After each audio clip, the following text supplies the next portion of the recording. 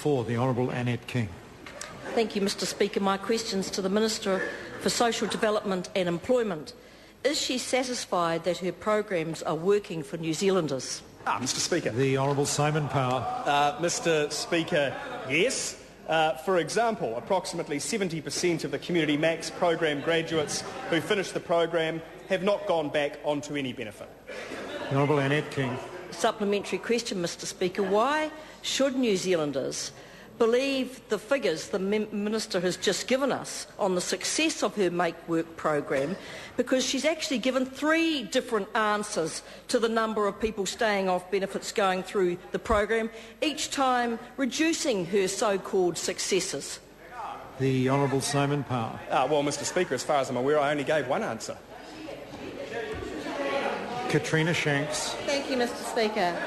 Has he seen any recent reports on the Community Match program? The Honourable Simon Power. Mr Speaker, yes, I have seen a report in which a reporter visited a Northland Community Max project called Paikauri Reserve. The reporter turned up 8 months after the project had ended and failed to mention that of the 24 participants in the project, as at today, 13 remain off the benefit altogether.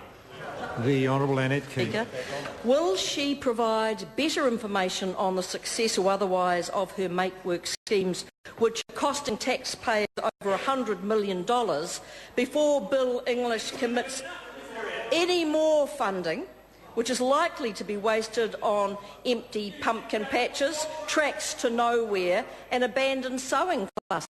I'm sorry, Mr Speaker, I missed the first part of that question. I apologise. I'd ask the Honourable Member, if she wouldn't mind please repeating her question, and ask members to show a little courtesy so that the question can be heard. The Honourable Annette King. Thank you, Mr Speaker. Will she provide better information on the success or otherwise of her Make Work schemes, which are costing taxpayers over $100 million, before Bill English commits any more funding, which is likely to be wasted on empty pumpkin patches, tracks to nowhere and abandoned sewing classes?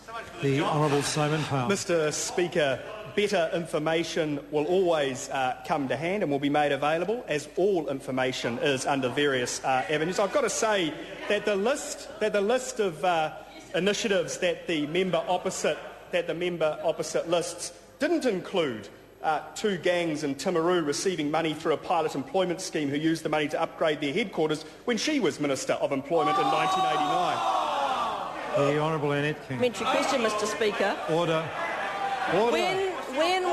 When will she listen to the growing chorus of advice, including from Treasury? I apologise, Honourable Member, but I'm sure the Minister won't be able to hear again. I'd ask the National Party benches, please, to show some courtesy. The Honourable Annette King. Speaker, when will she listen to the growing chorus of advice, including Treasury, telling her that the schemes are poor value for taxpayers' money, are having no effect on youth unemployment, and merely recycle people through expensive schemes which are abandoned after 6 months, and isn't quality just as important as quantity?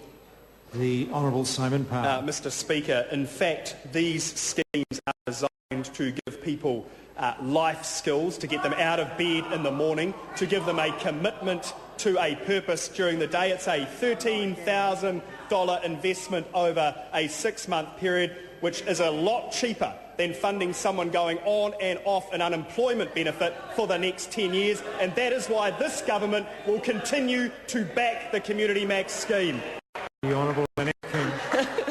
Supplementary question, Mr Speaker. Why is she refusing to answer questions on her Make Work scheme, hanging up on reporters, and then heading to Washington again to learn about the quality of their programs, when it's quality and value for money here at home that she needs to concentrate on? The Honourable Simon Power. Mr Speaker, the member is right in the sense that the Minister for Social Development is currently at a international seminar dealing with intervention programs, which I'm sure will help inform the government's decision-making in this area. Question. Supplementary question, is it? Jacinda Ardern. Does she agree with Work and Income's description of Community Max that, quote, It provides an opportunity for young people to build skills, end quote. And if so, what skills did the job of sending text messages to defendants before court appearances at a cost to the taxpayer of $18,000 provide young people in Hamilton? The Honourable Mr. Speaker, yes, I do agree with that advice, and I also happen to agree with the advice that the member expressed on the 2nd of August 2009 that, quote, any initiative that creates opportunities for young people is to be welcomed. Thanks for the question. Katrina Shanks. Thank you. Order. Order. I've called Katrina Shanks.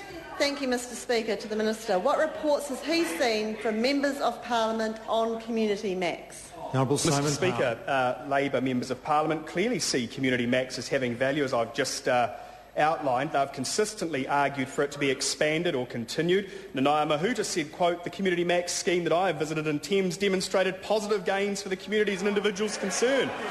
Chris Hipkins on the 10th of March 2010 said it would be good to find a way to keep similar programs going. There's a real gap that needs to be filled.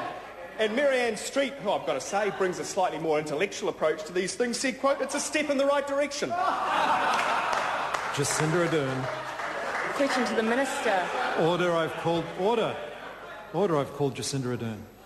Why has she spent more than $300,000 on a garden that has left participants unemployed and produced just one pumpkin? The Honourable Simon Power.